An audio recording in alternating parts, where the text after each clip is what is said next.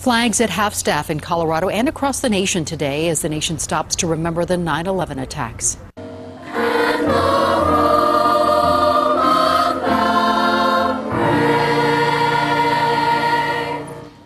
The Colorado Children's Chorale opening up the Colorado Remembers 9/11 ceremony at Civic Center Park here in Denver.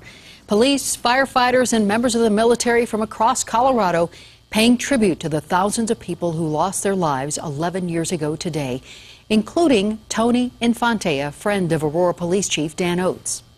Somehow Tony, when the attack took place, got from Jersey City over to the North Tower before it collapsed. And Tony was last seen running up the stairs of the North Tower. He stopped briefly. He was wearing a dress uniform just like this, and he took off his jacket and wrapped it around an elderly woman because of the falling embers and everything. Gave her a little protection and sent her on her way down the stairs and dashed up the stairs. A huge chunk of World Trade Center also on display in Civic Center, getting a police escort on the way in. At the 9/11 Memorial in Broomfield's Community Park, police and firefighters gathering for a solemn ceremony, saying it's important to remember and thank those who gave their lives trying to save others that day. They did nothing more than just go to work and do what they're supposed to do, and somebody blew them away. It's just really sad to think about it. It just seems like a fitting thing to do, to come remember them and thank them for their service.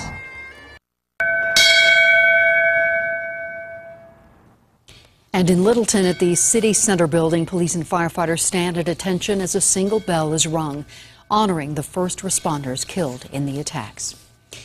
Nowhere do the scars of 9/11 run deeper than at Ground Zero. Thousands gathering at the former World Trade Center site to hear the names of the victims. And missing from this location, any politicians. 7 News reporter Tori Donahue in Washington, D.C. And Tori, even politics taking a back seat today to 9/11.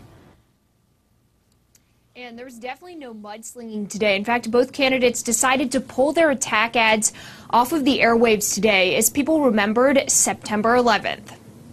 Instead of turning us against each other, tragedy has brought us together. President Obama put on his commander-in-chief hat and commemorated the day on the White House lawn, at the Pentagon, and with wounded warriors. His message different from what we've seen on the campaign trail in recent weeks. Today, it was all about unity. The true legacy of 9/11 will not be one of fear or hate or division. It will be a safer world, a stronger nation, and a people more united than ever before. Mitt Romney adopted the same tone at a speech to the National Guard Association in Nevada.